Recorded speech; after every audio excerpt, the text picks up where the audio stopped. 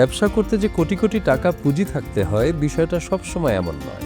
মাত্র 1.5 টাকা আর একটা দা বদলে দিয়েছিল একটা দরিদ্র পরিবারের ভাগ্য। তারা এমনই এক অনন্য উদ্যোগ নিয়েছিলেন যার কোনো প্রতিদ্বন্দ্বী নেই। আমি যতদূর জানি আমি ছাড়া আর কেউ করে না, এটাই জানি। সংসারে তখন তীব্র অভাবের অন্ধকার। শিক্ষিত হয়েও মেজ ভাই অসিত পাল হন্যে হয়ে খুঁজছেন একটা চাকরি। ওদিকে সংসারের চাকা সচল রাখতে ছোট ভাই অরুণ পাল তখন হাড় ভাঙা খাটুনি খাটছেন, কখনো তপ্ত রোদে রিকশার প্যাডেল চেপে, কখনো আবার কয়লার দোকানে। সেই চরম সংকটের মুহূর্তে প্রায় 33 বছর আগে পাল পরিবারে এক অভিনব ভাবনা এলো। পকেটে মাত্র 1.5 টাকা পুঁজি আর হাতে একটা সাধারণ দা নিয়ে মেজ ভাই অসিত পাল ঘরের কোণে বসে বাঁশ কেটে তৈরি করে ফেললেন একটি কলম। কে জানতো 1.5 টাকার সেই বাঁশের কলমই একদিন পাল্টে দেবে পুরো পরিবারের ভাগ্য। অনেক বছর আগে 1995 94 সাল থেকে ব্যবসায় আসি। 93 সালে আমার আবিষ্কার। 94 থেকে ব্যবসা শুরু করি। প্রথমে ছিল বাঁশের কলম, তারপরে 98 থেকে আসছি কাঠের কলম। সেই থেকে এ পর্যন্ত করে আসছি। প্রথম তৈরি করা সেই কলম বাজারে নিয়ে যেতেই লুফে নিলেন ক্রেতারা। বিক্রি ভালো হওয়ায় অসিত পাল ছোট ভাই অরুণকে বললেন রিকশা চালানো ছেড়ে দিতে। অরুণও ভাইয়ের হাত ধরলেন। এরপর অসিত পাল একে একে তার ছোট 2 ভাইকে এই নিপুণ কাজ শেখালেন এবং নিজেদের ঘরের এক চিলতে বারান্দাতেই গড়ে তুললেন মিথুন কুটির শিল্প। সময়ের বিবর্তনে বাঁশের বদলে তারা এখন তৈরি করছেন নান্দনিক ও দৃষ্টিনন্দন সব কাঠের কলম। কাঠের ছোট টুকরো আর বাটালির নিখুঁত ছোঁয়ায় সেখানে প্রাণ পায় আধুনিক প্রযুক্তি ও লোকজ শিল্পের এক অপূর্ব সংমিশ্রণ। তবে এক একটি কলমের পেছনেই অনেক সময় দিতে হয়। ফিনিশিং দিতে হবে, তারপরে আর পালিশ হবে, তারপরে প্যাকেট হবে, বাসাই হবে, প্যাকেট হবে, তারই পরে মার্কেটে ছাড়া হবে। শীষ ভরা হয়ে গেছে এগুলো, অনেক কাজ বাকি। ক্লিপ লাগাতে হবে, তারপরে শীষ ভরতে হবে, তারপরে ক্লিপটা আবার মেশিন দিয়ে ডলা হবে, অনেক কাজ। এই কলম তৈরির কাজে বর্তমানে যে কয়েকটি মেশিন ব্যবহার করা হচ্ছে সেগুলোও এই 3 ভাইয়ের নিজেদের হাতে বানানো।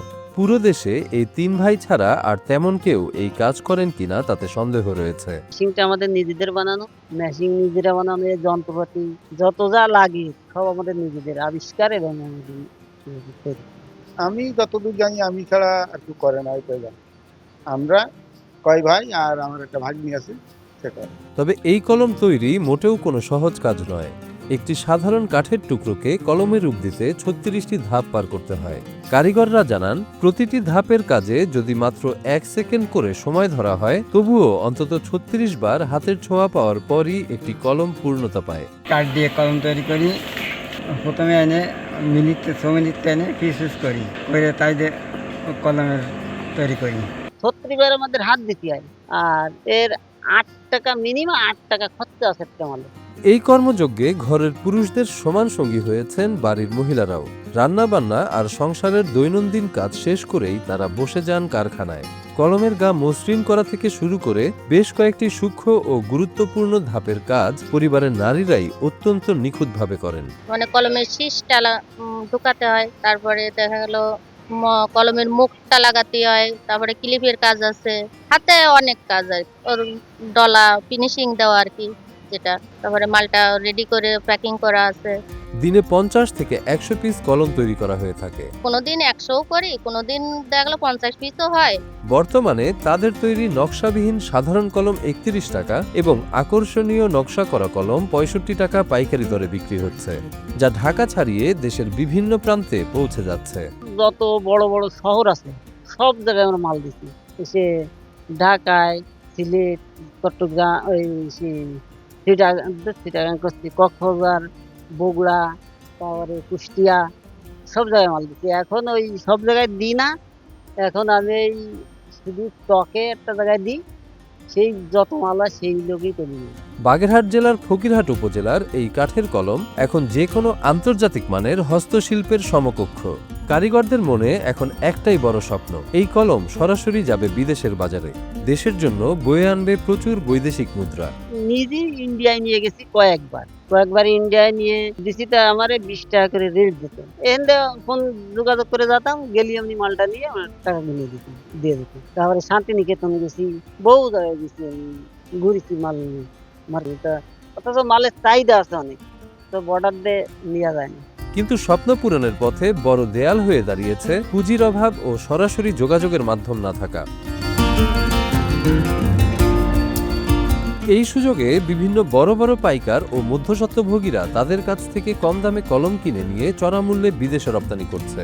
মেধার সঠিক মূল্য না পেয়ে কারিগরদের মনে তাই কিছুটা আক্ষেপও রয়েছে। তারা চান সরকারি বা প্রাতিষ্ঠানিক উদ্যোগে এই কলম সরাসরি রপ্তানির ব্যবস্থা করা। এছাড়াও দীর্ঘ ৩ দশকের এই সফল পথ চলায় এখন সবচেয়ে বড় কাটা হয়ে দাঁড়িয়েছে তীব্র বিদ্যুৎ সংকট। ঘন ঘন লোডশেডিং এর কারণে বর্তমানে কারখানায় উৎপাদন আশঙ্কাজনক হারে কমে গেছে। কলম কাটার নিজস্ব প্রযুক্তিতে তৈরি আধুনিক মেশিনগুলো বিদ্যুতের উপর নির্ভরশীল হওয়ায় বিদ্যুৎ গেলেই থমকে যায় কারিগরের হাত।